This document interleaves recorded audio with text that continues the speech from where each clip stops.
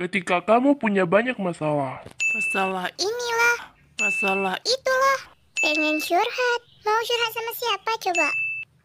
dan bla bla bla bla bla.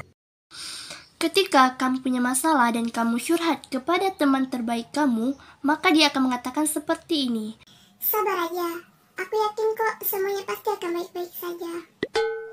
Begitu pula ketika kamu punya masalah dan kamu mau cerita kepada media sosial, hati-hati. Kenapa? Saya yakin 100% itu tidak ada yang peduli sama kamu. Kenapa? Orang yang baik sama kamu, mereka tidak butuh itu, dan orang yang membenci kamu tidak peduli itu. Mereka tidak suka dengan kamu dan tidak percaya apapun perkataan kamu.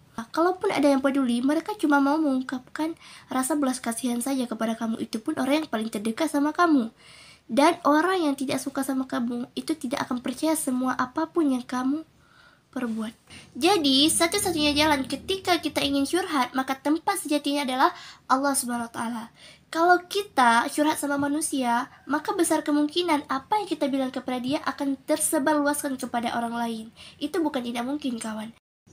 Jadi ini dimana ceritanya kita bisa curhat sama Allah Subhanahu wa taala. Makanya dalam Islam itu ada salat sehari semalam 5 waktu. Kita bisa berjumpa dengan Allah Subhanahu wa taala sehari semalam 5 kali. Bayangkan, kita bisa curhat kepada Allah ketika subuh, ketika zuhur, asar, maghrib, dan isya. Misalkan kita punya masalah waktu pagi, kita bisa datang kepada Allah, curhat kepada Allah waktu zuhur.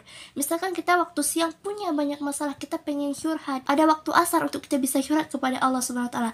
Dan ketika sore, misalkan kita punya masalah, kita pengen curhat, kita bisa datang kepada Allah waktu maghrib untuk curhat semua permasalahan kita. Dan misalkan nih, kalian punya masalah yang sangat besar dan kalian ingin menceritakan semua ini kepada Allah Subhanahu wa taala, kalian ingin punya waktu yang lebih banyak lagi, ingin ceritakan semuanya kepada Allah, maka datanglah ketika waktu tahajud. Maka di situ waktu orang terlelap dengan tidurnya, kalian bisa bercerita apapun dengan Allah Subhanahu wa taala.